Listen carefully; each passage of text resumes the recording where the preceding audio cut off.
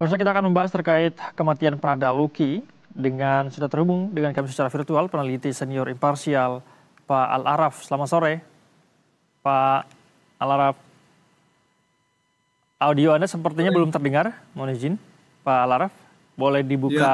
Baik.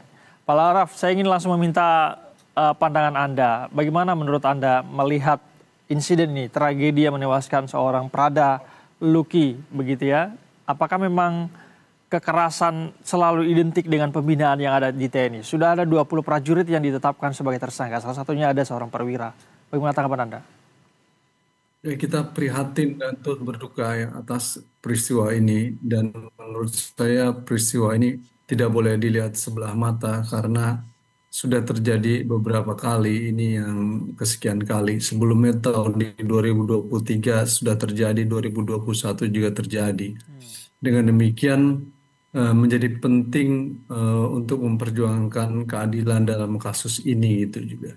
Dan ada banyak faktor yang mengakibatkan kekerasan-kekerasan oleh militer yang mengakibatkan kematian baik anggota militer sendiri atau warga sipil itu ya. Yang sebelumnya juga terjadi di Medan, warga sipil pemuda meninggal kan, dan kemudian vonisnya rendah sekali 2,5 tahun, itu juga miris itu. Nah, paling tidak ada 4 faktor. Pertama adalah soal kenapa hal ini terjadi, yakni karena culture pembinaan yang belum cukup memperhatikan aspek-aspek instrumen hak asasi manusia. Membangun tentara yang profesional bukan berarti dengan gebukin mereka sampai mati seperti ini, gitu. Tapi bisa dilakukan dengan hukuman push up ataupun pembinaan-pembinaan lainnya yang tidak menyentuh kekerasan yang mengakibatkan kematian. Jadi buat saya alasan pembinaan tidak bisa dijadikan dalih dan dijadikan alasan. Ini sudah terjadi kematian, dan kemudian kultur seperti ini terus terjadi, dan proses pendidikan dan pembinaan di dalam tubuh TNI harus dirubah gitu. Apa yang disampaikan oleh Presiden bahwa kemudian tindakan-tindakan kejam komandan ataupun siapapun dia di dalam kesatuan TNI itu harus dihukum, harus diproses karena sesuatu yang tidak sesuai gitu. Nah, ini menjadi penting itu Hmm. soal culture-nya. Yang kedua adalah soal leadership pemimpin gitu. Para komandan, baik komandan batalion, komandan kompi, komandan peton itu wajib dan harus untuk memperhatikan bahwa tindakan-tindakan seperti ini dilarang dan tidak diperbolehkan gitu. Dan Hmm. jika terjadi maka kegagalan itu akan berdampak terhadap mereka. Evaluasi terhadap mereka sebagai pemimpin harus dilakukan, dan Panglima TNI ataupun DPR ataupun pemerintah wajib mengevaluasi pimpinan-pimpinan yang gagal mengantisipasi kekerasan-kekerasan seperti ini. Supaya apa? Supaya tidak terjadi peristiwa-peristiwa yang berulang. Yang ketiga, sistem pengawasan. Mekanisme pengawasan harus bekerja dengan baik gitu. Kemudian pendidikan pembinaan yang berlebihan yang mengakibatkan terjadi kekerasan berlebihan yang kemudian menimbulkan kematian bisa dicegah. Nah, mekanisme-mekanisme pengawasan harus bekerja dengan baik. Nah, yang terakhir, yang keempat adalah sistem penghukumannya, Mas. Sistem Hmm. penghukumannya harus apa namanya memberikan keadilan buat korban gitu. Selama ini penghukuman melalui mekanisme peradilan militer cenderung vonisnya rendah, baik itu terhadap kasus-kasus yang korbannya adalah militer sendiri ataupun kasus-kasus yang korbannya adalah warga sipil gitu. Misalkan dalam beberapa kasus warga sipil di Medan itu hanya 2,5 tahun, sebelumnya di Deli Serdang juga rendah, lalu kemudian dalam kasus Pendeta Jeremia hanya 1 tahun atau 2 tahun. Ini sesuatu yang sesungguhnya sangat amat memprihatinkan. Hmm. Pembunuhan tapi tindak pidana kejahatan tapi vonisnya hanya rendah.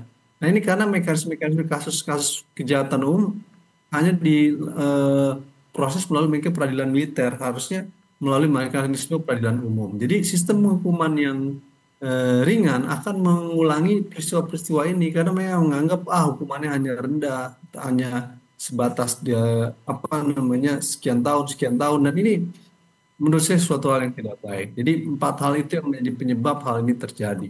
Karena itu jadi penting itu buat DPR dan pemerintah untuk memantau proses ini, Hmm. supaya menjadi lebih terang benderang, dan juga pihak eksternal ya. Nggak cukup hanya internal TNI, DPR, Komnas HAM, LPSK harus memantau peristiwa ini. Jadi bukan hanya peristiwa yang terjadi di Kupang, yang di Medan, dan beberapa peristiwa lain yang melibatkan anggota militer yang melakukan kekerasan berlebihan yang mengakibatkan kematian terhadap anggota TNI atau warga sipil, itu harus dipantau, harus dilihat dan Hmm. diseriusi oleh pemerintah gitu, dan khususnya kepada DPR. Dan lebih jauh adalah ini jadi alarm buat kita bahwa sudah saatnya DPR dan pemerintah untuk melakukan reformasi peradilan militer Hmm. supaya anggota militer yang terlibat dalam tindak pidana umum dapat diadili di peradilan umum untuk memastikan apa keadilan gitu. Kenapa Hmm. demikian? Karena dengan sistem hukuman yang adil gitu Hmm. akan memberikan efek jerah terhadap mereka. Konsekuensinya kejahatan-kejahatan tindak pidana umum perlu diadili dalam peradilan umum melalui reformasi peradilan militer itu. Baik, Pak Laraf, sebelum kita kepada bagaimana penegakan hukum yang terkesan rendah tadi begitu ya Anda mengatakan, tapi balik lagi mengenai kekerasan yang identik dalam pembinaan TNI. Apakah memang menurut Anda hal ini perlu mendapatkan evaluasi atau perbaikan agar tidak terjadi lagi kasus seperti ini? Pak Laraf?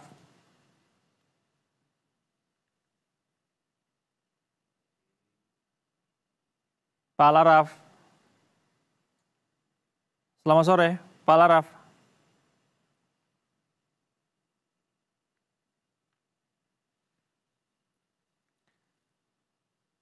Baik, nampaknya kami mengalami kendala komunikasi dengan Pak Al-Araf dan kami masih berusaha untuk memperbaiki komunikasi bersama dengan Pak Al-Araf. Namun sebagaimana diketahui pemirsa, TNI telah menetapkan 20 orang tersangka anggotanya berkaitan dengan kematian Prada Luki yang terjadi di NTT. Nah, nampaknya sudah bergabung Pak Al-Araf. Pak Al-Araf, mohon maaf tadi kita mengalami gangguan komunikasi. Saya ingin melanjutkan pertanyaan saya tadi. Sebelum kita membahas mengenai penegakan hukum memang yang masih dipertanyakan soal transparansinya, kemudian juga ukuran atau lamanya hukum yang diberi sanksi yang diberikan masih rendah, terbilang rendah begitu ya.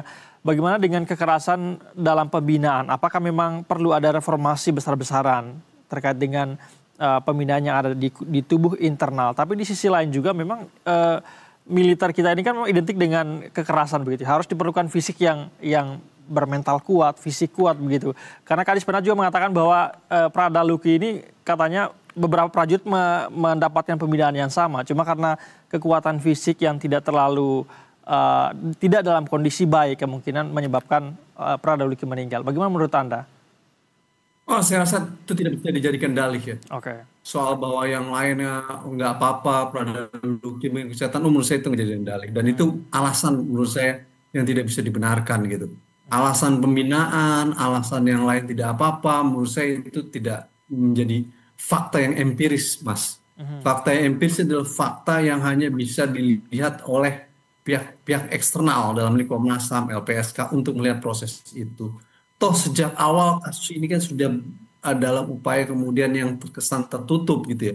Misalkan menurut keterangan keluarga katanya jatuh dari pohon gitu kan. Hmm. Terkait dengan hal itu ini sesuatu yang banyak alasan sehingga kemudian pihak keluarga dan orang tua sendiri yang notabene tentara marah karena proses awal-awal terkait dengan persoalan ini.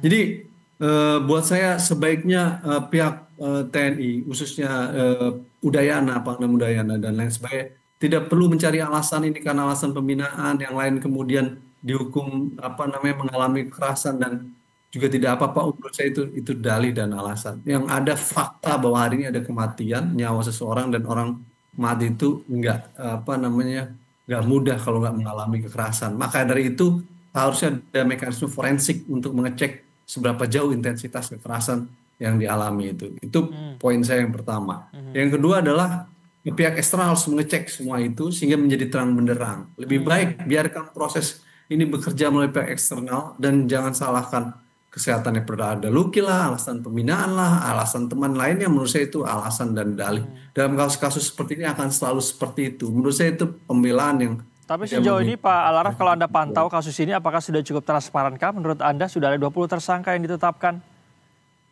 Perjuangan melalui mekanisme peradilan militer bukan hal yang mudah, Mas. Gitu. Hmm. Penetapan tersangka itu masih awal dan Ya. baru.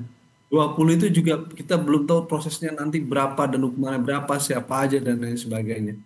Itu yang saya katakan tadi mekanisme melalui peradilan militer sangat kompleks dan banyak kasus-kasus secara empirik justru vonisnya rendah pada akhirnya itu 2,5 tahun, 1 tahun, 3 tahun. Padahal jenis kejahatannya pembunuhan yang mengakibatkan kematian orang. Ini Hmm. yang saya katakan pentingnya pihak eksternal, DPR, Komisi 1, lalu kemudian Komnas HAM. bukan berarti kita menetapkan 20 seolah-olah sudah apa namanya sudah selesai persoalannya, menurut saya enggak. Itu masih sangat awal dan masih sangat mula. Kita akan nanti lihat proses-proses selanjutnya. Makanya pihak eksternal menjadi penting.